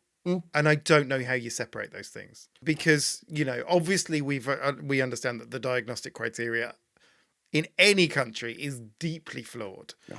And also access support is deeply flawed. Yes. So how do you provide support without diagnosis? Well, that's when you look at needs. That's when you start exploring needs. So we already have this system in this country, in the UK. So apologies to anyone who's out the UK who's listening to this, but I'm going to hone in on the UK kind of process. So a child goes to school and a child has needs within that school. Those needs by law should be identified and met. Right, yes. So you can get an EHCP without a diagnosis. Yeah. You can get an EHCP without a diagnosis. You don't even necessarily need an EHCP for lots of the things that autistic people need.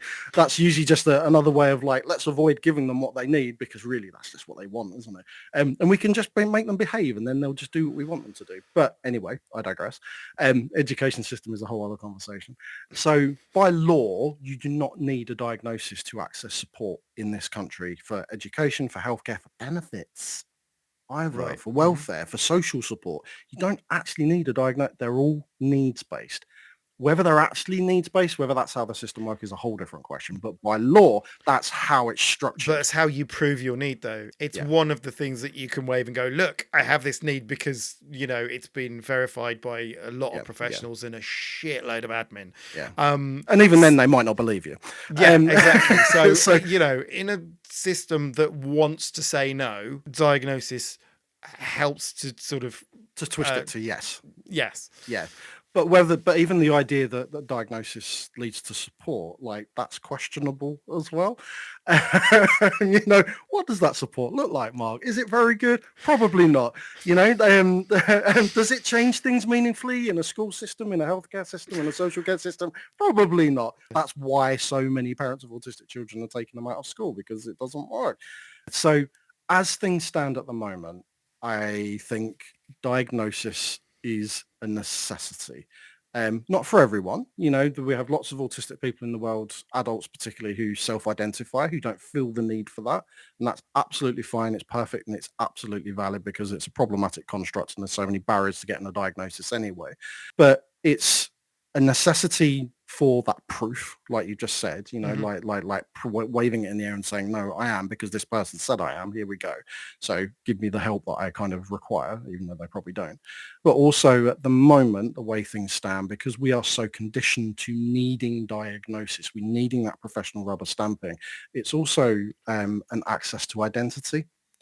And identity is the important bit that gets missed out of all of this conversation. Because we're so busy looking at the medical stuff that we forget actually that people's identities are fundamental to who they are as a human being, and knowing that there are aspects of your identity that you never had access to before, or were never given a name, and that contextualize things for you and can help validate your experiences and help you move past the self-blame that all autistic people internalize, because we're broken and we're the problems and it's always our fault and all of those things. And actually it can help you move past and deal with those things a little bit, but it can empower you.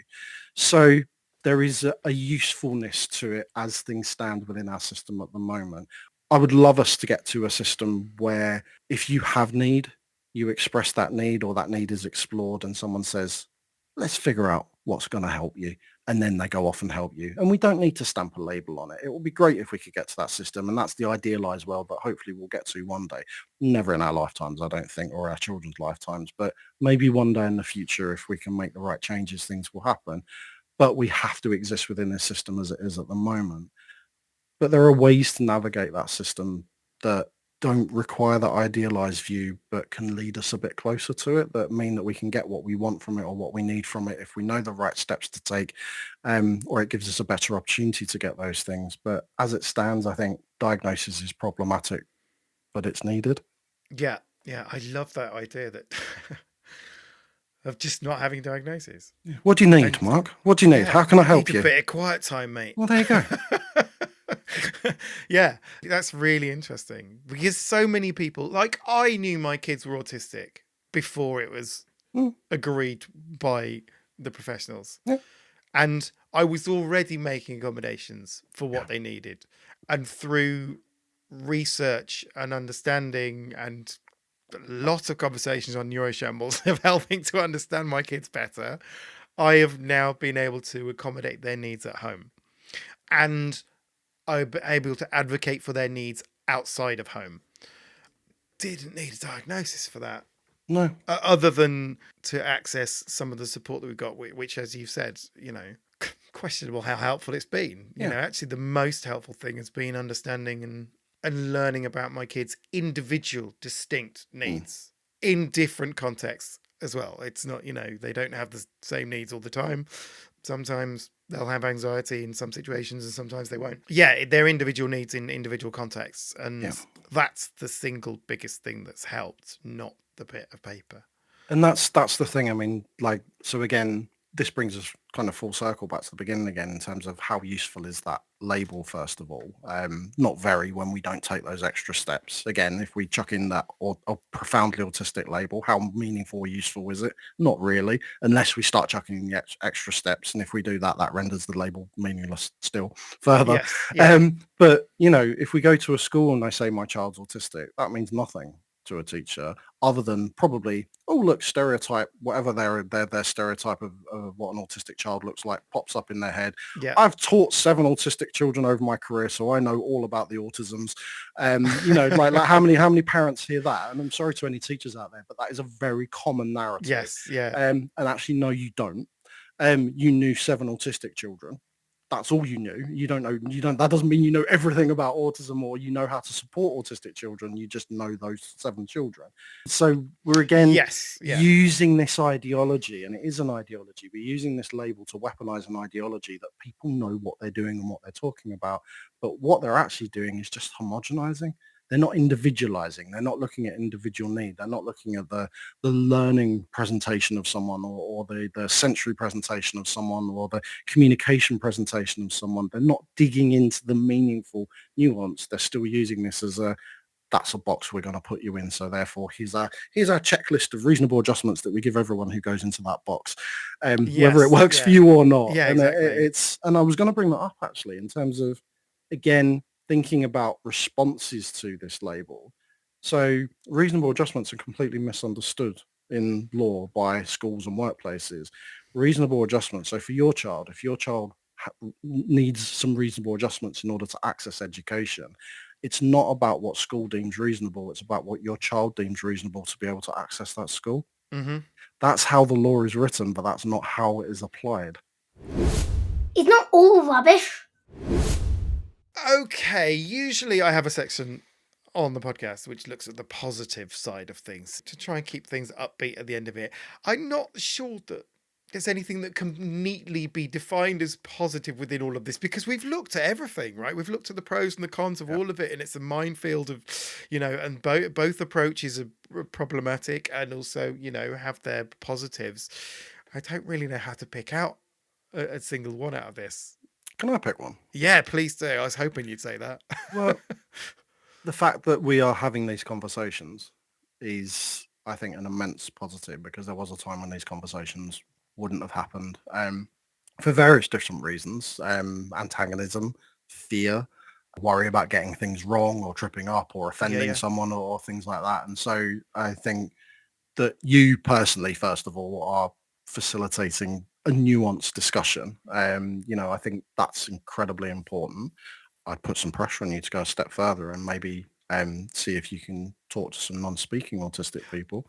I would think that would on be the podcast. Yeah, absolutely. Wowzers, there's a challenge. Yeah. Okay, let me work out how that would work. Yes, I can put you in touch with some people. Yes. Okay. Yeah. To extend this conversation further, and I think have a, one of the claims that the lady who wrote the article made was that non-speaking autistic people are not given the same platform as speaking autistic people. And I would absolutely agree with that. I think all of us, particularly as autistic advocates, we have a responsibility not only to learn, but also to platform and to work together and to make sure that all voices are heard as much as the white man who can speak voice. Yeah.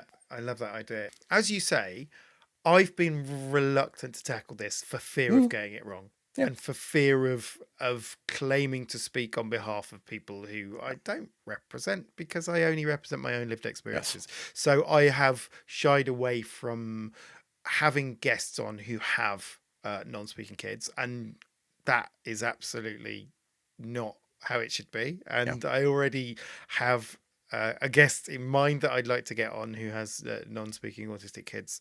So that's, this has opened up that door to me a little bit.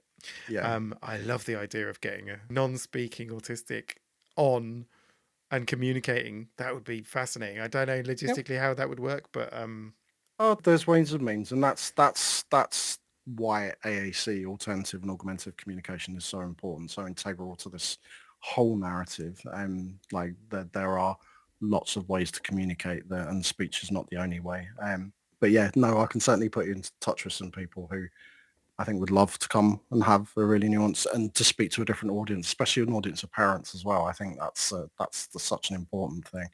But to take it away from you, but to take it back to the kind of the broader kind of context, this is going to sound like a weird analogy to start with, but when people like celebrities say that they've been silenced and then they write a book and then they get on the front page of a national newspaper and you haven't been silenced at all. So the fact that, and I'm not saying that this lady has been silenced, I'm not trying to conflate with that, but there is an irony here that she is got a major editorial opinion piece in a major newspaper that has gone absolutely global. Mhm. So, that is a big shift. That is a big change. And that's something to be celebrated, that yes, there might Yeah. be things in that article that I completely disagree with. I'm sure if I sat down with that person, we would find lots of common ground and probably still have differences, but lots of understanding. But the fact that she can do that is a big change because that's not something that happened before. Yeah.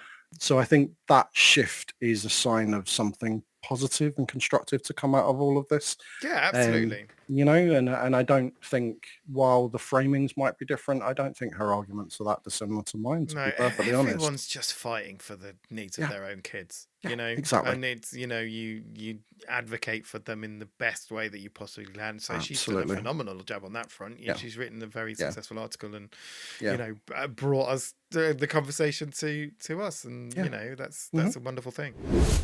Neurodiversity Champions. Okay, we'll look at Neurodiversity Champions now. These are any people or organisations that are doing wonderful things in the world of neurodiversity. Have you got any Neurodiversity Champions for us, Kieran? Yeah. In the context of the conversation that we are having, there is an organisation in the United States called Communication First, Uh-huh. who advocate and facilitate platforms for non-speaking, not just non-speaking autistic people who are non or minimal speakers, who have lots of different experiences.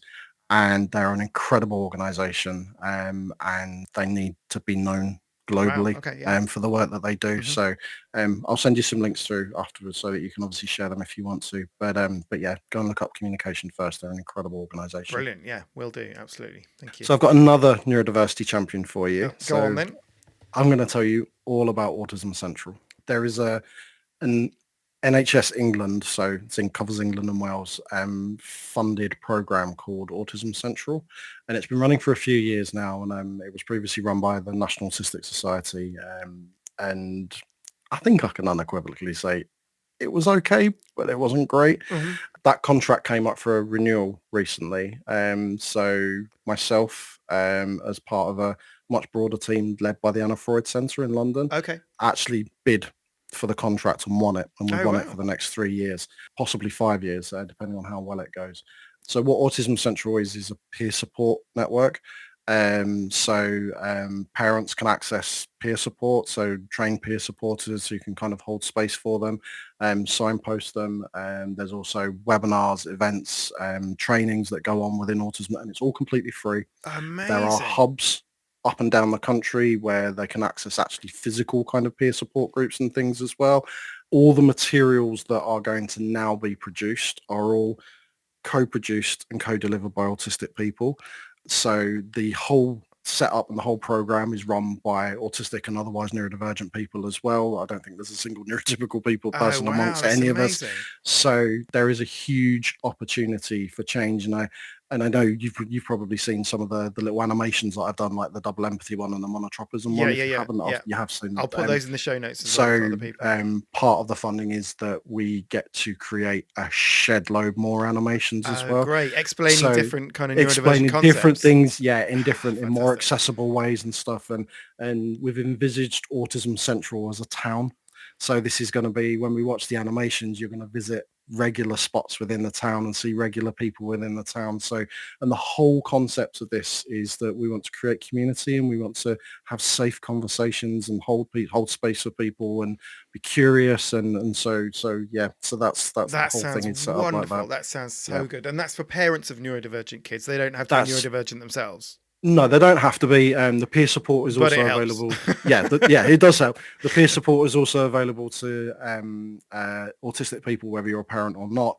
And also, we're setting up streams for professionals and things as well. So it's not just restricted to parents, but to anybody listening, probably there might be an opportunity for some kind of support for you through it. So, and you can go to autismcentral.org.uk to go and find out more. That sounds fantastic. Thank you for that.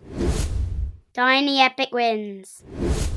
Okay, tiny epic wins now. These are the things that in a neurotypical household would not be considered a big deal. But for our neuroshambolic households, they are epic wins. Have you got any tiny epic wins for us, Kieran?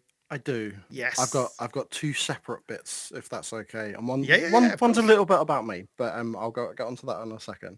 So an epic win literally happened as we started recording this Oh, really? this evening, and that's why I brought it up. Breaking news. Breaking win. So my youngest, Livy, came out of school at the age of 7 and was nearly destroyed, and they are now coming up 13 in March next year. And they've slowly, over the course of kind of the last 5 years, have come back to us, and Wow. made phenomenal progress. They've got physical stuff going on as well, and so they've got lots and lots of challenges, and they're making immense progress. And tonight, for the first time, and that's not to say that they haven't been engaging in education. They're a self-directed learner, and they have maths and things like that, with tutors and things. But tonight, for the first time, they accessed a young writers group without any support, on their own. It was online, but there were 7 strange children in this group that they'd never met before, Wow. 2 strange tutors, and just went for it, and went for an hour and a half, and wrote some of the best stuff. And then they're an amazing writer, like them chip off the dad's block, wrote some of the most incredible stuff in the time that they were there. So, and came out of it absolutely buzzing. So Amazing. Just, I love that. it's just, yeah, I've got goosebumps just thinking about it. God, that's incredible. Yeah. Just seeing that enthusiasm about a new thing as well, and sort of not knowing how it's going to go. Exactly. Because you sort of see it happening. And Yeah. oh, please God, please God. Yeah, that's amazing. Yeah. Huge win. I'll celebrate that with you. Yeah. And the other thing I wanted to, it was my birthday last week, so I'm going to lean into this is about me, really. Yeah, of course. But my kids wrote me a birthday card, and I just thought it would make your listeners smile.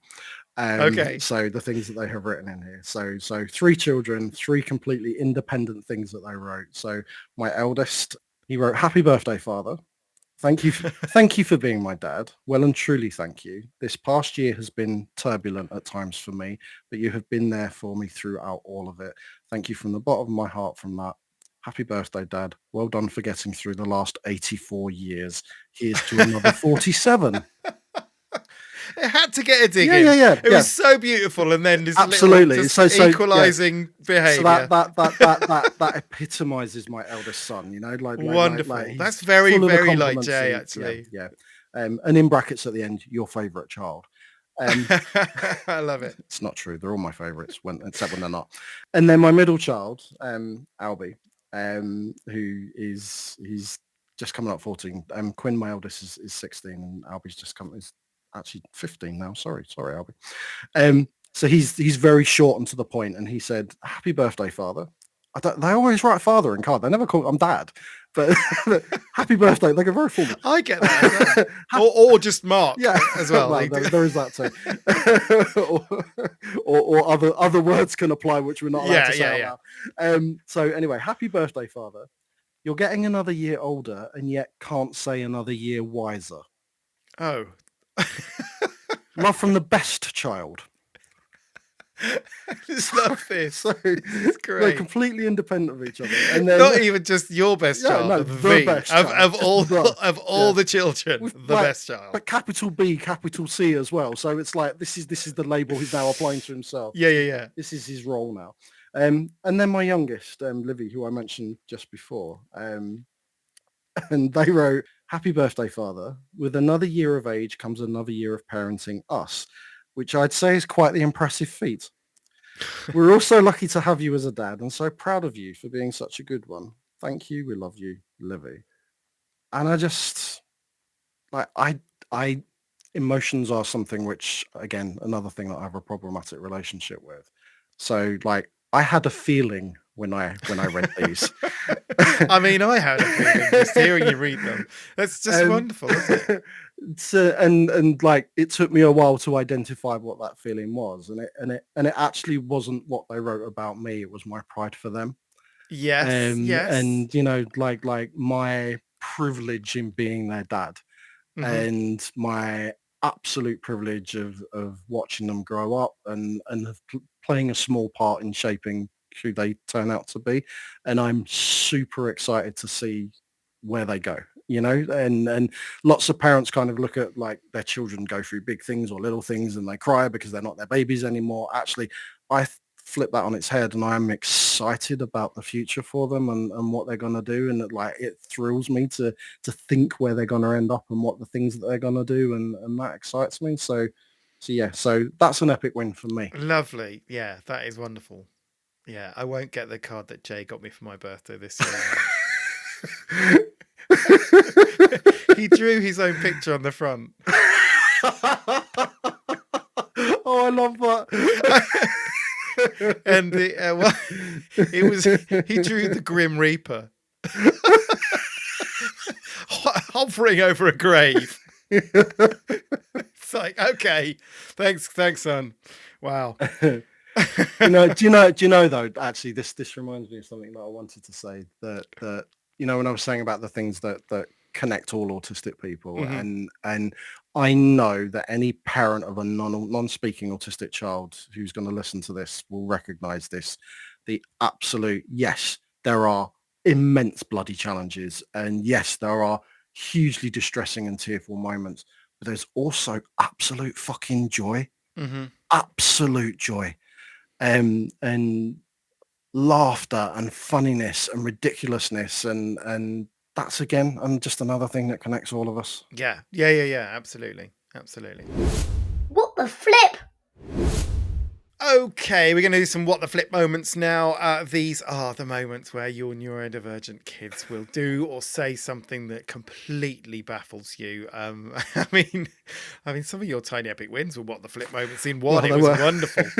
I've got a couple of what the flip moments. One is Otto is having trouble eating his lunch lately at school. I'm not quite sure why. He's just coming back and he's not really haven't eaten it, and obviously that's a problem for him, because he's then more dysregulated and more overwhelmed because he's not fed his body, and he doesn't sort of, he's got interoception issues, so he doesn't really know when he's hungry until it's too late. So I was trying to work out how we get him to eat at school. And at home, he needs to read while he's eating. He has to have a copy of the Beano or some kind of comic while he's eating. It helps him to, have that distraction. So I said, would you find it easier to eat lunch at school if I put a comic in your lunch bag? Thinking, surely that's a great idea, right? That's going to work. And he went, yes and no. Yes, because I would, but no, because I won't.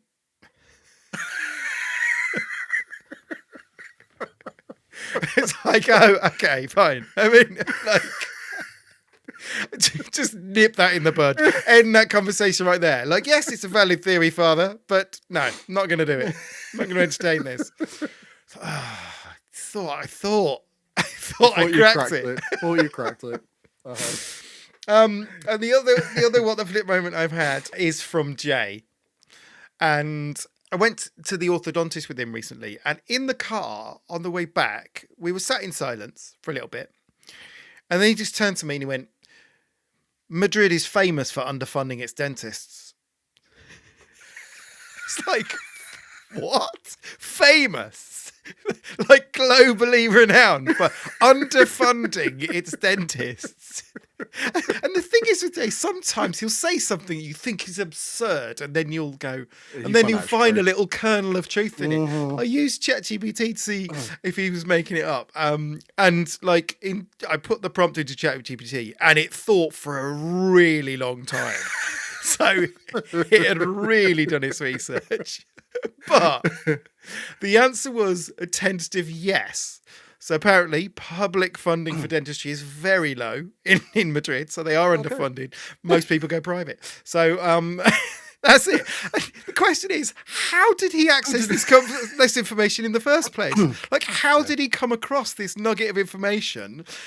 Like, what special interest rabbit hole had he delved into? He'd burrowed into this special interest rabbit hole to try and find this nugget of information. Come out, just throw it at me in the car, and then refuse to speak any more about it. I think that sums up our children perfectly.